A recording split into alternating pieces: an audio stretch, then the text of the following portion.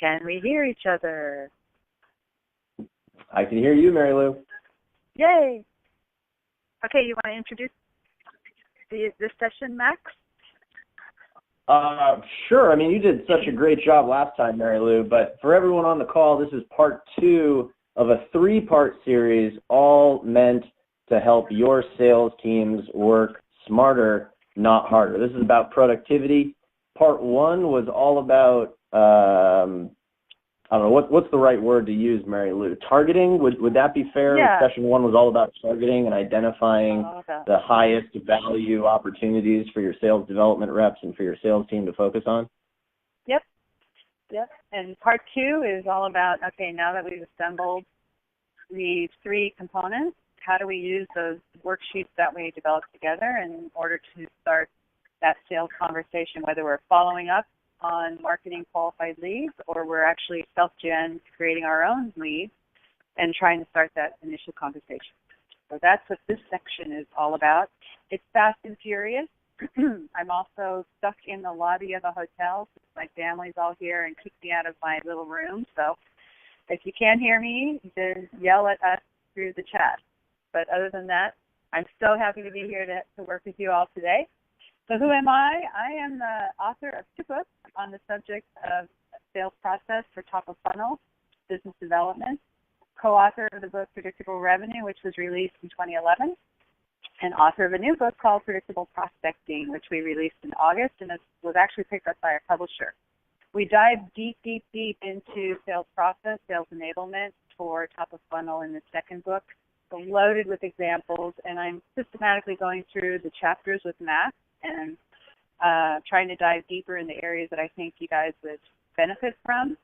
There's a lot more in the book that I can't possibly put in a presentation without making you all twirl around in your head thinking, wow, this is overwhelmed. So I've tried to encapsulate the best pieces and put them in to kind of whet your appetite. For those who want to dive deeper, the book is there for you. So today we're going to talk about targeting. Last week we talking about engaging. Last week we talked about targeting. The 3 concepts I introduced last week are the SWOT 6. SWOT, for those of you, is strengths, weaknesses, opportunities, and threats, if you're not familiar with that. The book actually takes the SWOT and overlays it with 6 frameworks on top of it so that we can really hone in on who we are, why we matter, what we need to say to clients, and how to position ourselves in the market. So if I were to wake you all up at 3 in the morning and ask you what your value prop is, you would know because you went through the SWOT 6. The second thing we went through is the ideal account profile. In Predictable Revenue, this is called the ideal customer profile.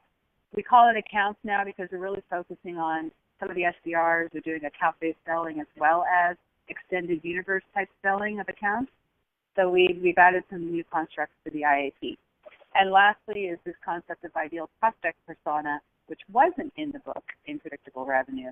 And we talked all about why sales have to have their own persona definitions and not use marketing. You can use marketing as a baseline, but you need to build your own. Why? Because sales is all about that initial conversation and getting to close one. Marketing is all about getting someone to raise his hand. So today we're going to talk about this beautiful funnel that you all are working on.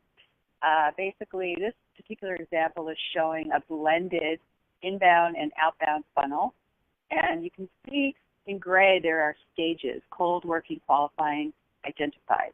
We're going to talk about how to engage the cold and the working and qualifying areas using content, blending phone with email, using a concept called sequencing and cadencing. So I'm going to talk about all that today for you. But this is probably a lot of you are looking at this saying, this is my world. I'm working basically inbound and outbound. I may be outbound only. I may be in the U.S. I may be in EMEA, in Europe or beyond. But this is essentially what we're trying to do is take those leads that are coming in, funneling them down into high revenue potential clients with a high probability of closing. So here we are today talking about engagement. There are, once again, 3 really fundamental concepts that I'm hoping when you leave this call you'll take away with you. The first is crafting the right sales message. We have to then, once we've crafted the right sales message, then we have to figure out how to assemble them into a sequence. And also this cadence is the rhythm in which we do it. So think of sequence as the number or step, and then cadence is the rhythm within the step. As an example, we're going to email and then send a voicemail, or we're going to email and do nothing. So that's the cadence pieces. So I will be showing you some of my favorite sequences and cadences that get high results. And lastly, we're going to look at this disqualifications. I am a proponent of disqualifying people. I know that we talk about qualification a lot, but since we are experts at top of funnel, we're dealing with a lot more records, a lot more contacts. So I'd like you to think about the mindset of, you know what, we want to disqualify as many people as possible because our time is precious, and we want to really be spending time working in that upper quadrant of high revenue, high probability of close, and the rest we'll nurture, we'll do what we need to do until they bubble to the top and are what I call a bluebird, where they call us and say, okay, I'm ready to buy now. You know, we really want to just work with the people that we're going to spend the time in generating high lifetime value, high revenue, and high probability of closing. Hey, Marylou, can I just give one quick example of that? Because, I mean, I am a client of yours, and I'm just finishing moving out of the targeting exercise and into the engagement exercise. But just after the target exercise, I mean, I'm doing a financial analysis of the targeting. And what I've realized very quickly is that just by the nature of those target accounts versus the ones that the sales team has been pursuing to date, our new target accounts are 5 times as valuable in terms of revenue that they should statistically bring in the first 2 months. So it totally changes the amount of opportunities we have to capture and where the focus of the sales team is for that 5x impact. I mean, that's an exciting impact, and we're pretty excited even after this first piece. Well, good. And, you know, I know some of you are sitting in the audience thinking, wow, that's a tough pill to swallow because volume, it makes me feel better inside my heart. But it's really all about quality.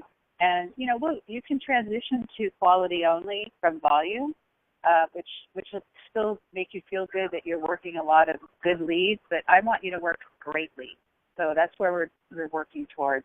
And when we get this into a process and to a system, then we're going to have that mentality of, you know what, I'm just going to turn on the spigot at the top because I know what I need to do in order to convert those leads into high quality. So that's the mindset we're going to go into with this particular section of the webinar. So let's start by crafting the right sales message. Everything we do in our world begins with planning. And I know you guys have probably heard this, you know, measure twice, cut once. You know, and that's really what planning is all about. It gives us the opportunity to think through who we want to target, what they look like in terms of their prospect personas, how they buy from us, what value we can bring to that particular person. So we really want to look at planning in a way that we're thinking about where are these people sitting physically in the pipeline, and who, you know, what stage are we writing our content for? That's that cold, the working, the qualifying. When they're cold, their level of awareness is going to be different than when they're qualifying because they've had a conversation with us. So we're going to plan for that. The next thing we're going to plan for is how aware we think our prospects are of us, our product, and our service. Some of us are selling disruptive products, brand new stuff that people are like, what the heck, why do I need that? Or what is it? You know, and some of us are trying to have them break out of their comfort zone in the status quo and get them to think about solving their problems in a different way. So the planning stage allows us to just systematically sit down and be able to go through and work in a way that we can actually decide going forward who we want to sell to and why. Okay, I'm clicking the forward button and nothing's happening next. Oh, there we go. So again, here's the planning. We just talked about thinking about where people are relative position in the pipeline, what is going to make them want to make a change and lean in to the phone when we're talking to them, or lean into the computer when they read our message. And now we have to think about where are they positionally relative position, actual physical position, as if thinking about a freeway. Where are they? What mile marker are they at? Are they in the cold mile marker? Do they go to working, qualifying, and opportunity? So we want to be able to think about that as we're planning. And then the last thing is the purchase intent. Purchase intent is what I was calling before levels of awareness. Now, when we're getting inbound leads from marketing, theoretically, our people are aware of who we are since they filled out a form or they downloaded a white paper, and they may be interested in what we have to offer.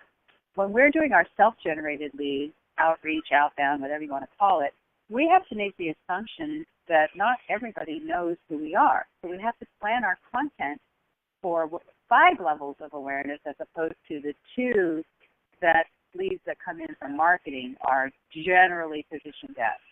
So at the unaware level, we're essentially trying to create emotion express type of content. An example would be, starting the conversation or poking them with a tweet about something that's distracting. Then when we go up to the next level, they may become problem aware. An example of problem aware would be, I have a stomach ache, I go to the fridge because I'm hungry, so I know I have a problem, and I go to the fridge, I open the door, but I don't necessarily know what I want. So problem-aware people, we have to think about the content in that they recognize there's a problem, but they don't make the connection necessarily of how to fulfill the problem, how to fulfill that need. That's like me going to the fridge, opening the fridge, and not really tuning in on something that I want to eat. The next level up is called solution-aware. So these are people who recognize there's a problem, they see a benefit, they want the result, but they don't necessarily know that your product will provide the result. Again, these 3 levels are usually what we have to deal with when we are self-generating leads, outreach, outbound. We are getting people who are not understanding who we are, why we matter, or why they should care. So we have to make sure our content and what we're planning through, our content assets, our click-throughs, our conversations, have to deal with these 3 lower levels. The next level up is product aware, and these are typically the leads that come in from inbound. They know the product helps them, but they're not sure if they want it yet. So we have to convince them that this is something that they need to do. And the last level is that they are most aware. So when you hear these numbers that people throw out saying 68% of people who contact you know they know about your product and they're further into the sales cycle, yeah, that's very true. But in outreach, we have 1, 2, and 3 that they don't have any clue yet, really. So we have to make sure that when we're working on our sequences, that we are creating a trigger, an emotional connection between, wow, I didn't realize I had that problem, and wow, there's a solution out there that can help me with now what I know is a problem for me. So these are the planning pieces that you have to consider. Now, if you do as homework, go grab some content that you're sending out now and try to lump that content into one of these 5 buckets. And if you are heavily in the product aware and most aware bucket on your content that you're currently sending out, you are missing a big portion of potential prospects that may be of high value, high probability of closing, and high revenue potential. Next area of planning that we use is what's called a pain matrix. Now, the pain matrix aligns with what we did last week on the personas. When we build a persona, let's say we have an IT persona, we want to be able to build a pain matrix that we organize in priority order that basically says, here are my IT guys' pain points. So you can see here these 3 rows I'm showing you. We have 3 pain points. We prioritize them 1, 2, and 3. And then that SP, SP, PP is further quantifying whether that pain is a financial pain, which is SP, a strategic pain, which is SP, and a personal pain, which is PP. We want to be able to do that because when we craft our emails now, we want to slant our language towards these particular pain subcategories. Now, if you go over to the right or to the left, you see this thing called theme, and that's basically how we align our content assets. So if we want to be able to group like those 5 levels of awareness, We will create a theme called IT Compromises, and then create 5 pieces of content that deal with those 5 levels of awareness. You're saying the same thing, but you're saying it in a different way so that you can relate to the buyer's thought process at the time he's reading your email. So some of you are probably saying, wow, that's a lot of content, Marylou. It really isn't. We take one piece of good content, IT Compromises theme, maybe it's a white paper that's 3 pages long. We flip it on its side, and then we chunk it down to say, okay, how can this resonate for financial? Well, we don't have to worry about financial pain for this one, but strategic pain. How can we write this strategic pain in a way that resonates to those 5 levels? And it takes literally no time at all to craft it. And then the beauty of this is because we're using sequences and we're leveraging technology, we can test to see which of our language, which of our sales conversations is bubbling up to the top as being the most impactful, meaning reducing the lag in the pipeline and getting us more conversation at a faster pace. So you do one of these pain matrices for every persona that you defined from last week. Typically for top of funnel, for our business developers, in the book we recommend you don't do more than 3 persona definitions. If you grab marketing, so if you're in a large company, you may see like 30. No, we're just trying to get conversations started. So whoever those people are that poke in and around top of funnel, that will allow you to get a toe in the door, whether they're direct influencers, as we talked last week, or indirect influencers, or the target themselves, like Charlie the CMO. Those are the pain matrices you want to build for each of them. Why do you want to do this in planning? Because if you get active, roll up your sleeves, and start working on this, as Max is saying, you're going to internalize these discussions. And a lot of what I want you to learn and really be proud of is that you are a CMO when you're talking to Charlie the CMO. You are a CEO when you're talking to Steve the CEO. And this planning allows you to kind of get into that body and get into that frame of mind and mindset to have this conversation. Okay, so now that we've done the planning, fast and furiously, we are now ready to do the writing. Luckily, I've come up with a framework called Compel with Content that I teach to strictly sales people. You don't have to be a writer. You don't have to be a marketer. You basically use this framework to craft your email. And believe it or not, this email form, the way this is written, you can craft an 80-word email or a 480-word email. And you'll be able to use all of these constructs. In fact, you must use all of these constructs when you write your email. So homework, take an email that you've written already and run it through the storytelling and see if you've got all the pieces. Let me walk you through real fast. Basically, the beginning of the email is some sort of emotional trigger as to why this should change. So if you look at that leftmost construct or column, it says why change and it says emotion. Because at top of funnel, we're really all about emotion still. And so we want to trigger them in order to get their curiosity, mystique, power, whatever it is that your persona moves with is the trigger you want to use. Then we go to immediately the problem, the obstacle, the challenge that they have, that you know they have. They may not know they have it, but you know they have it. And then you immediately contrast that to say, but here's the outcome that will happen once you go through this conversation with us. Here's where people were. Here's where they get to. So you get them from bad to good very quickly, all emotion-based.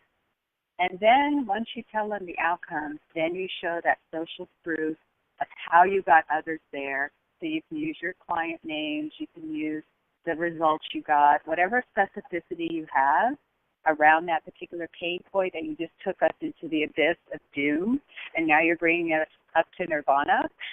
Whatever that is, then you show that proof, and you basically say, we've done this before. I want to take your hand and show you how we did it.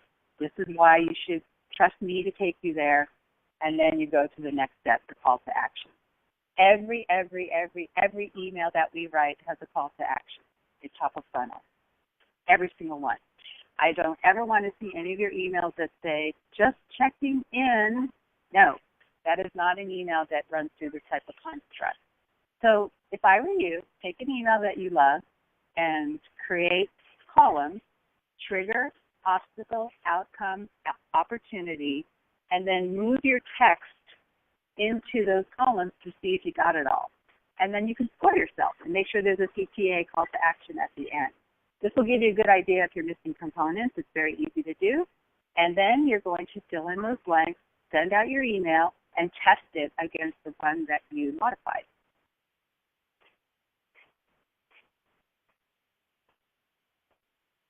So now this is basically regurgitating what I just said in step format. It's 5 simple steps, so you have 5 columns that you're going to build in your worksheet. And I think we're providing a worksheet as part of this in this big old packet that we're sending all the attendees after we go through the third one. Correct, Matt? Yeah.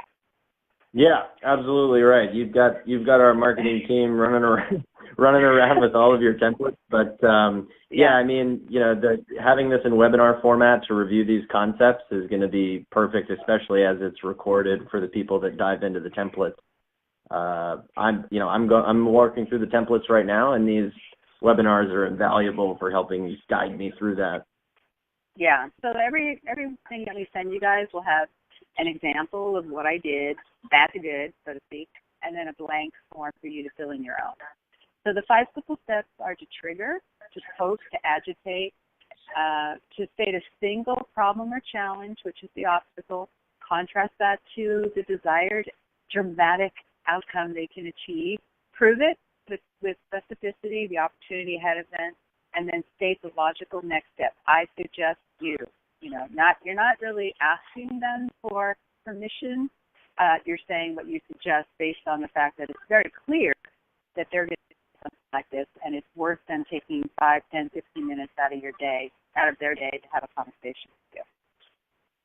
So this is an example of an email that has the components in it, and you can see in orange there where I've outlined what the components are. Now, I am the kind of person that is in your face a little bit more than most, so I have 2 call to actions in mind. You don't have to do that, though. You can do that flow that we talked about and send it out. So here's one, basically, that you can use as a baseline. Here's another one that follows the process very beautifully in the right order. And by the way, these emails are production emails to clients that they said I could share with you today. So they're obviously emails that are winning that you can see, meaning that they've got a high conversion rate, high open rate, high click-through rate. The open rate's in the 37 to 57%. The click-through rate is in the 15 to 22%. And then the response rate is in the 7 to 9%. So those are the numbers that we work toward. And those are the numbers that we work towards to try. And then from there, what we do is really look at how to improve that through our iterative and optimization process. So personalization. I just want to talk really quickly about personalization. Now, in the book, we discuss 3 degrees of personalization. There's the fully generic, which some of you know from predictable revenue as mass email. Then there's the mass personalized, where we're actually using data from our databases, our CRMs, our Excel spreadsheet, whatever you have that you're using, and it's essentially blending in some of the sales conversation pieces. Like if we talk to these people, we recovered what a pain point was, we're going to embed the pain point into the CRM so that we know which content track to throw them down when they go to nurture. So that's what mass personalized is. And of course, hyper-personalized is what everybody's yelling about now is the only way to do email. I disagree, but that's basically when you are using templates and you're personalizing either the first line, the first and last line, or somewhere in the middle in the body of the email. Obviously, hyper-personalization requires a manual process because you have to customize it. So what I like to do is there is a place for hyper-personalization. It's usually in the working queue, in the working status, where you're doing 20 to 40 accounts that you're trying to get to qualification. And so those folks, those 20 accounts, I'm all about hyper-personalization. But in cold and new, further up, I'm a proponent of using the methods or data-driven email personalization to get those folks to bubble up to the top who are worthy of having conversations with you. So we're running through sequences now. The formula for sequences, the math is more touches equals more opportunities. Now, what I'm going to show you real quickly are some stats from the book in 2015 from a sales staff. So this is basically showing you the first graph on the left, how much we respond, how many people send one email, how many people send up to 5. Dismal. Look at those numbers. Very, very few people follow up the way they should. And next to that is basically how we should be responding. So the phone response to the left is what we're doing, and then the one on the right is where we should be. So what this is saying is that 5+ touches will get you to 90% connect. So if you called 100 people and you didn't reach them all at the first try, by the time you got to the 5th try, you'll reach 90% of the people you were trying to reach. That's huge, especially if we're thinking about we are going after the whales, people. We're going after the big accounts, the ones we want to close with high revenue potential, high opportunity to close, and longer lifetime value. We want to reach these people. So keep that in mind when you're thinking about the use of the phone. Here's email. Email is not much better. I'm sure most of you who are on the phone are probably better than these average people, but basically we do 1 to 2 email responses and follow-ups, and then we give up or we forget or it gets lost in the big bucket of leads. And basically, we need to be able to sequence and have some technology that helps us spin all these plates that we need to spin as SDRs and BDRs and ADRs in order to get to that next conversation. So then the graph to the right is showing, this is the multi-touch, multi-channel usage that's out there today, very low skill. So this webinar is going to get you guys motivated to be able to leverage technology to make multi-touch, multifaceted sequences that use phone, email, social, whatever it is that you think is texting, whatever you think is going to be the magic formula in order to improve these dismal numbers. So how do we do that? How do we get these things done? This little graph is going to be something you're going to tape to your terminal, your wall, whatever. It's telling you basically in each of the sales stages, lower row, that last row, what content to prepare, and basically what level of awareness they're going to be in. So if you look at cold, go up to unaware, you'll see we're looking for very short and sweet content that lasts about 20 seconds or less, all the way through to qualifying where we can do our endorsements, our testimonials, our case studies, our white papers, all the stuff that's out there now is really geared towards people who are in the most aware or product aware level of awareness. So look at how much we're missing. We're missing all those other people who we still need to get to. So frequently asked questions, should ask questions, easy ask questions, an infographic, a one-page wireframe case study that takes the 3-page case study and shrinks it down to 1-page view. Those are the things we put further up where the level of awareness is not quite as acute as interested and evaluate. So I have 3 sequences for you today. For those of you who are still a little shy of the telephone, this is an email-only sequence. I'm using it with a few of my clients now. I call it the While You're Sleeping campaign because we basically do nothing until we get a response. And I also call it the Wake Up to Chill campaign because sometimes we use it against our dead list or our house list or a list that just went dormant that we have no idea. We know they're the right accounts. We have no idea if the list is valid. So we do this Wake Up to Chill campaign against it. There's 22 days and 32 days. I recommend 22 days. My clients push back all the time on that. They want to do it 32 days because they think they're being a pest. But then once we realize or they realize that their value that they're bringing to the table through those content pieces that we've sat down and created together, they say, it's okay to touch them twice a week. It's working. So we bump it up to 22 days. This is an idea of one you can use. We use those themes I talked about in the pain matrix, and we basically build a campaign by persona if we can do it, or generic if we can't. and we throw it out there, and all we do is follow up on responses, the positive, the negative, and the neutral. So for those of you faint apart with the phone thing, that's a good sequence to start with. Now this one gets a little bit beefier in that we're actually following up on responses. We also follow up on click-throughs. And if you're really brave, we'll follow up on open. Here's an example of an 8-touch email and phone. I used to say voicemail first and last, or next to last, but now I'm changing my tune because I'm seeing the data come back. If you can also do a voicemail in the middle, it's getting a better lift on our response rate. So take a look at this. I'm not going to go through it other than to tell you we're using our content, we're using our thought stages, those levels of awareness. We're also feeding the content. So remember I said take that case study and bump it down to a one-page view of the world case study. Then at the bottom of that one-pager, we say, hey, if you want to know more, go to this long thing and review that. And then basically what happens is because they click through and then click through it again, they now are bubbling up as a high-score prospect for outreach.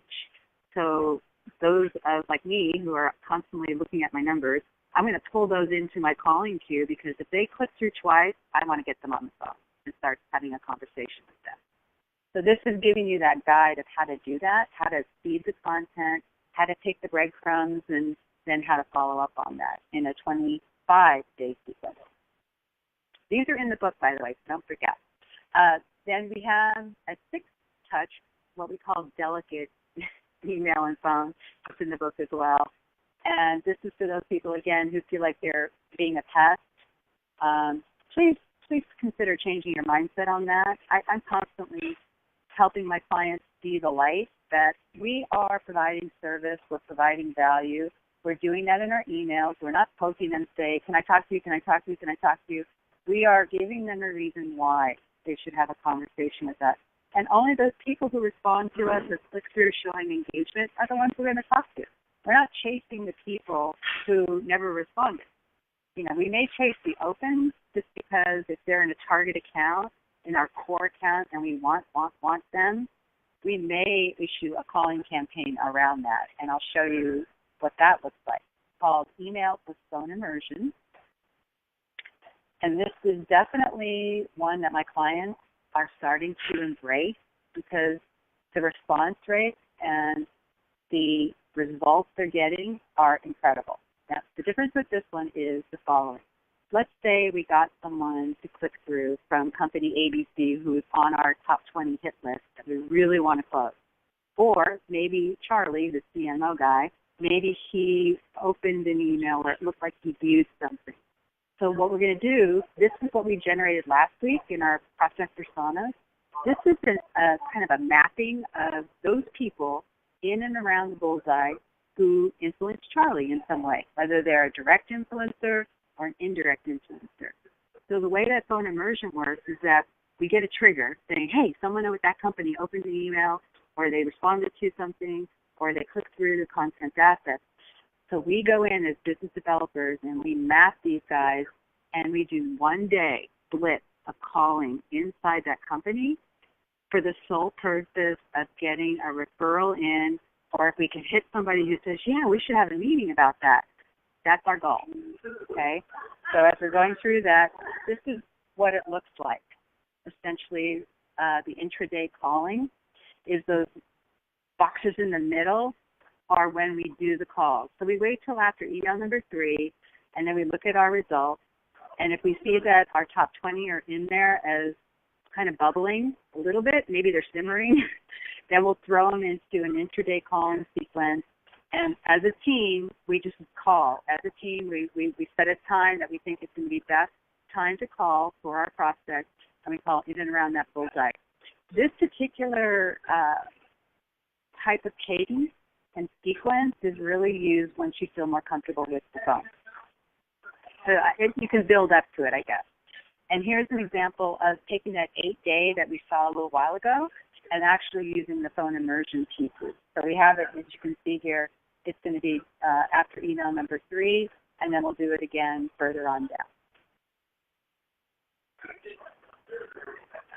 Now look at these results. this is the reason why you guys are all going to say, I am going to try this. In predictable revenue, we shot for 7 to 9% response rate on our email, which means for every 100 people, 7 to 9 would respond. 3 of those would respond positively, and the rest would be either neutral or negative. And you can see from this email number 1 that's in this particular sequence, prospect role number 1 is an IT guy. Prospect role number 2 is a sales guy. So you can see there's a differential in chattier people will look at your stuff versus, people with hands on their hips saying, show me. The IT people will not. But you can see we're able to generate, even within the predictable revenue model, that first email is right in the sweet spot. But look what happens as we go through the sequence. We aggregate. These are the same 100 people, right? Because we start them at email number 1, we go down through email number 8. So you add all these responses, because once they respond, we pull them out. So whatever's left, we work on trying to get them to respond. So now, by putting it into a sequence, instead of the 7 to 9% response rate, we're at 23% for IT and 37% for sales in this particular example. I mean, for every 100 records, if we get that kind of response, wow, right? And we're actually adding value in those emails so that by the time they respond, they're warmed up. It's a warm call. They're responding to your great content, your great nudges, your great showing them this is how great the world can be because you're going to talk to me.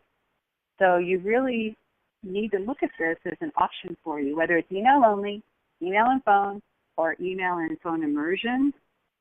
One of these is going to be good for you. And I would have you work up to phone immersion, but you can start with email only, which is what these results are.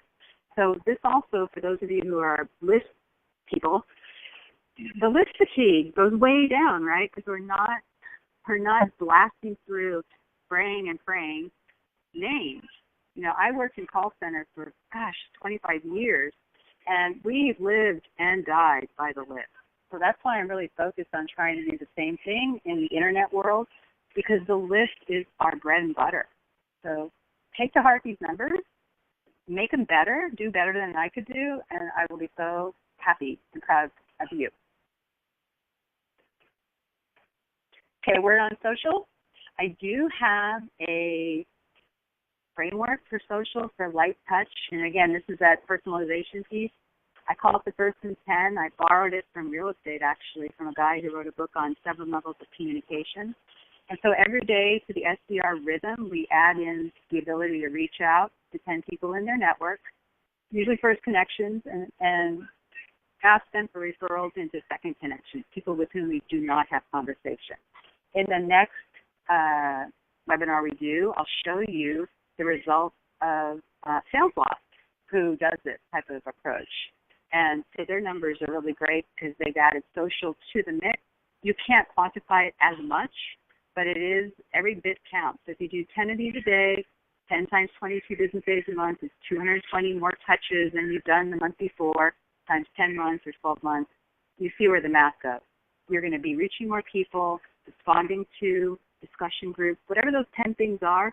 Just make it a habit to do it every day. Like I send happy birthday, happy anniversary, that comes in LinkedIn. I do blog posts, I do different things, and it's paid off. But it's not something that is quantifiable right down to the penny. It's goodwill that will eventually come back, good karma, but it's going to help you in getting those first conversations and follow-up conversations completed so you can reduce the lag in the pipeline. Hey, Marylou? Yes? I think it's a good time to jump in and plug some of the resources in session 3 because my overwhelm meter is going off. I feel like people are starting to get the sense that, wow, this is a lot of stuff. How do I get my SDRs to actually do this consistently? And that was certainly one of the questions I had in going through your book. But, in part 3, something we'll be talking about next week is your asset, your research for the SDR checklist. And I mean, you really provide people with, hey, follow these directions, everything will take care of itself. So that's just a reason to follow up with session 3 and not leave feeling overwhelmed and yeah. Yeah, and the other thing is, just remember the number 3. So there's 3 different sequences you can try. There's 3 different things that you have to do to plan, and that way it just shrinks it down into something a little bit more manageable. Once you finally get someone, we go through a fit process. Now, some of you, this is going to be dependent on what you're selling. So I'll go very fast through this because the Are We a Fit sequence is usually in the working status. We're basically trying to figure a go, no go. So this is some of the characteristics of that. Some of you may just do this and then hand off the lead, and some of you may do this as step 1. So we determine fit, we decide if it's a go, no go, again, think disqualification in mind, and then we set a follow-up meeting if the go decision is made. The way we plan is by using buying scenarios which map, again, to those prospect personas. That's like, those are the foundational elements of prospect personas. And these are different ways we can plan the AWAP call. Buying scenarios, how the prospects buy, pitch deck, and now we're going into some of the actual PandaDoc information that can help us, because then we would know if we put these documents into technology, which ones are causing the lag to reduce in the pipeline. So we call those AWAP.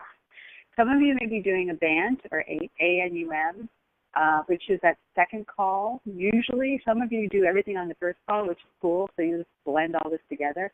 Some of you do 2 calls. When predictable revenue was written, it was a 3-hour, 15-minute call that we did, 15-minute AWAP, 1 hour scoping, and 2-hour discovery with the team. So that's basically how we generated the predictable revenue waterfall. And some of you who may do the BANT and the ANUM, the goal is to basically create a sales qualified op. And write this down. If you create a sales qualified opportunity and you hand it off, you're looking for minimum a 90% acceptance rate. I've had some clients who are down to 30% acceptance rate. So make sure you're tracking that sales qualified lead to sales accepted lead ratio. Make sure it's 90 or above, and that means your qualification process is doing very well. If it's 40, 50, no. Anything less than 90, you have holes in your qualification. So here's what the BANT, ANUM, and there's lots of sites over this, but in the book we talk about it saying, look, you base on these things, what you call it doesn't matter, but you may not grab all of these because your outside reps may not need it. I was the SDR for 3 AEs. One wanted money. The other one could care less because she said she could find the money. They could find the money because she was going to build that sense of urgency. So, it's working with your manager, working with your AEs to determine which of these pieces fit best if you're going to go that distance.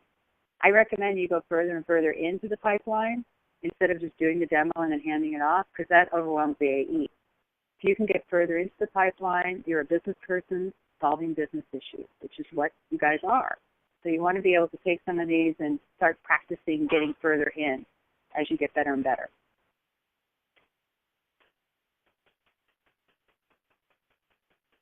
Here's that buying scenario we talked about. This is an actual client of mine, Callan. They basically had 3 buying scenarios, and then they defined the band. So you can see that project one at the bottom was really beefy on the band, but everything else above it, all they wanted was authority before they handed it off to the AE. So make one of these for yourself to see, if IT buying versus marketing versus sales, or if you have different product lines, then make this matrix so that the SDRs know how far they need to take it. And then the AEs know that because it's this type of buying scenario, they need to accept it. They can't come back and throw something back at you on a refresh that they wanted need, because it says here you don't need to get to that link. This is a listing of my favorite band questions. We're sending it to you in the resource guide, so you don't need to study this now. But it gives you an idea of the questions to ask if you're wondering, well, what questions I need to do to get there. And finally, you can learn all this in Predictable Prospecting, which is a book, like I said, we just released it in August. A lot of people are calling it the second generation of predictable revenue. And it's a really good resource because there are tons of examples in there. For those of you who don't like to read a lot, there's a guide in the back of the book that fills out the entire thing. The entire book is filled out. Me trying to sell to my co-author, who's a sales development operations guy, and I'm trying to sell him my service.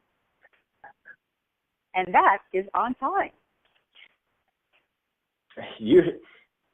Man, I got to think about doing these on Fridays because all I want to do is write my email sequences now because I just finished my planning exercises. But so just to go back to the context here for the guys on the phone, noon Eastern next Friday is when we're doing a third part of this webinar series.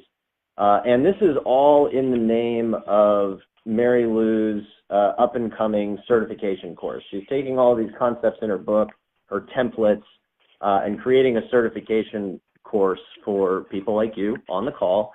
And for the people that are showing up to these live webinars, they get access to that course. So it's really a great opportunity to be a part of these things and to ask Marylou questions and follow up, and then download the resource guide that we're making available to people that attend these sessions. And of course, you can download the slide deck on the right-hand side or whatever it is in the Bright Talk piece. For people that did not attend session 1, I highly recommend that you go back and check out Predictable Prospecting session 1. That was last Friday at noon. This is session 2, and session 3 is next week on Friday. Marylou, anything to add to that, or is that fair enough, the logistics? No, I think the other thing, like we talked about, whenever I send resources to you guys, I do a worked example, and then I give a blank worksheet. So it'll give you something to look at. I can't stand it when I get a blank worksheet. I'm not sure how to fill it out. So everything that we're doing is giving you the actual, here's what we do out live. And all of this is production. All of these things I've got permission from my clients to show. And it's 5 years of field work after predictable revenue. So we got theoretically smarter and smarter as we went along. And so these examples are going to be sent to you. So if you are the kind of go-getter, do-it-yourselfer, I can get this done, you'll have everything you need to be smarter than me when we're done. When you're done, you can teach people what I teach people. That's the goal. So Marylou, if people are reacting as I did after watching a few of your sessions, how can they get in contact with you for either like a sanity check or to ask questions or get some motivation on, what are some of the critical pieces where they can start? Okay. First of all, since we're all business developer type, I want you to reach out to me. It's so funny how few people actually reach out. So to get a hold of me, you can go to LinkedIn. Marylou Tyler is my, I think it's LinkedIn in Marylou Tyler. That's one way. Send me a message. You can email me at tyler.marylou, Marylou, @gmail.com. If you go to my website, maryloutyler.com/askmarylou, all stuck together, ASKMARYLOU, lowercase. I actually have a voicemail engine on there where you can leave me a 90-second question, and I would love to answer your question. We are in the business of reaching out to people we don't know. Those people who reach out to me will all tell you that I will get back to you, I will answer your question, and if it comes up enough, I do actual over-the-shoulder trainings that I throw on my website. And with the book, maryloutyler.com/swag, SWAG, are some of those teachings that people who read the book wrote to me and said, hey, I don't understand page 93. Can you elaborate? So I would do a video. So please reach out to me. Thanks so much, Marylou, and I hope there's people at the hotel bar that you're sitting at that found some value in this. I hope you're not disrupting their day over there. No, they're drinking. There's a couple drinking champagne. I guess they're celebrating their honeymoon or something. So, yeah, no, everybody's good. Well, I can't thank you enough for you're definitely on the road and traveling a lot. So taking 3 Fridays in a row to really go through something that people pay you a heck of a lot of money for typically, and here you are giving really the secret sauce away. Yep. And all we really need to invest is our time. So I can't thank you enough, and I'm really getting tons of value out of going through your process here at PandaDoc as well. Thank you. And everybody on the phone, I appreciate your time, taking time out of your busy day to listen. And again, if there's any questions you have, please let me know. I've been doing this for now going on almost 30 years working at top of funnel. So I love it. And I love talking about it. So please reach out to me, and we'll get the conversations going. Marylou, there's one comment that I'll just read to you because I know you're susceptible to motivation and flattery. After 40 years in sales, I watch these webinars for that one little nugget that I haven't heard before. Surprisingly, I found 5 new ideas, thus the 5-star rating. Well done. Look forward to next Friday. Thank you so much. We'll see you in a week. Thank you. Bye, everyone.